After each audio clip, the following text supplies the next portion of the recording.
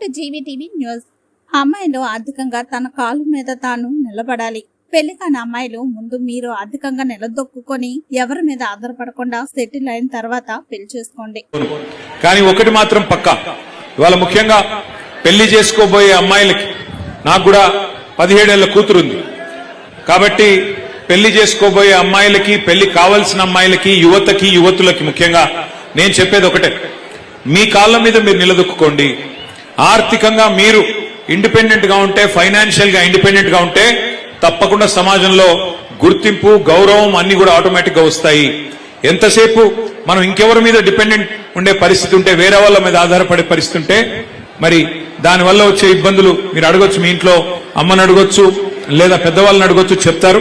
కానీ ఆర్థికంగా తమ కాళ్ళ మీద తాము నిలబడ్డ తర్వాతనే, ఒక ఉద్యోగం సంపాదించిన తర్వాత గాని, ఒక పరిశ్రమ పెట్టినాక గాని, లేదా మీ అంతట మీరుగా మీ కుటుంబానికి చేదోడు వాదోడుగా నిలిచే పరిస్థితి వచ్చేదాకా తొందరపడి పెళ్లిళ్ళు చేసుకోవద్దనేది నా మాట.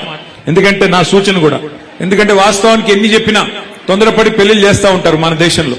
కానీ అమ్మాయి తన కాలం మీద తాను నిలబడితే, ఒక ఉద్యోగం సంపాదించడం కానీ, లేకపోతే ఇంకో రకంగా కానీ ఫైనాన్షియల్ ఇండిపెండెన్స్ వస్తే ఆ గౌరవం వేరు, ఆ స్వాతంత్ర్యం వేరు.